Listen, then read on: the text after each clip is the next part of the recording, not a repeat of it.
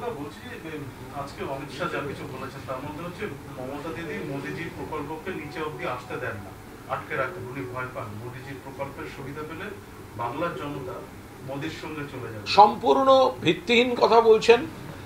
কারণ মোদিজির প্রকল্প মানেটা কি? মোদিজির প্রকল্প ব্যাপারটা তো বিজেপির বা মোদিজির টাকায় হচ্ছে না, এটা কেন্দ্রীয় সরকারের প্রকল্প।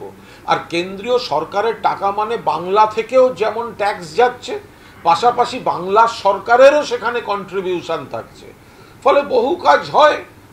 100 দিনের কাজ দেশের মধ্যে 1 নম্বর কেন্দ্রীয় সরকারের রিপোর্ট বলেছে তৃণমূল কংগ্রেস চালিত মমতা বন্দ্যোপাধ্যায়ের সরকার, বাংলার সরকার। তারপর টাকাটা বন্ধ করলো কেন?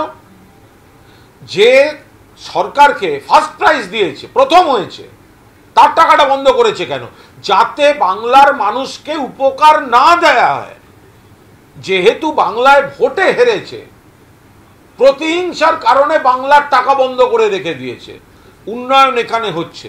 স্বাস্থ্যসাথী কার্ড মানে কি? সবাই সুযোগ পাবেন। আর ওনাদের যেটা আছে, কি নাম ওনাদের, আয়ুষ্মান ভারত। আপনি বাড়িতে 2 হুইলার থাকলে আপনি পাবেন না, আপনি বাড়িতে টিভি থাকলে পাবেন না, আপনার স্মার্টফোন মোবাইল থাকলে আপনি পাবেন না। তো পাবেটা কে? এই যে বলছে আটকে যাচ্ছে, পাবেটা কে? আর স্বাস্থ্যসাথী সবাই পাচ্ছেন। ফলে কন্যাশ্রী থেকে রূপশ্রী, স্বাস্থ্যসাথী থেকে লক্ষ্মীর ভাণ্ডার, এই সবটা তো মমতা বন্দ্যোপাধ্যায়ের সরকার উন্নয়ন করছে। আর কেন্দ্রীয় সরকার 4 বছরে বাংলা থেকে 4,64,000 কোটি টাকা ট্যাক্স তুলে নিয়ে গেছে।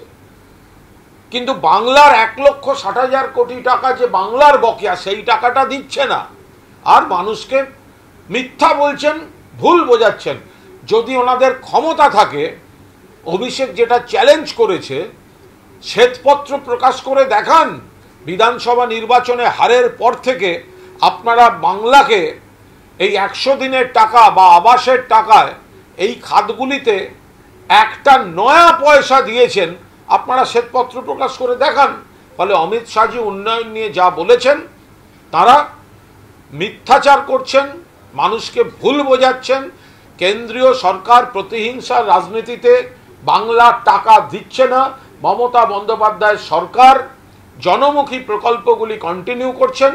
এমনকি 100 দিনের টাকার মতো যেটা কেন্দ্র থেকে দেওয়ার কথা, সেটাও রাজ্য সরকারকে দিয়ে দিতে হচ্ছে।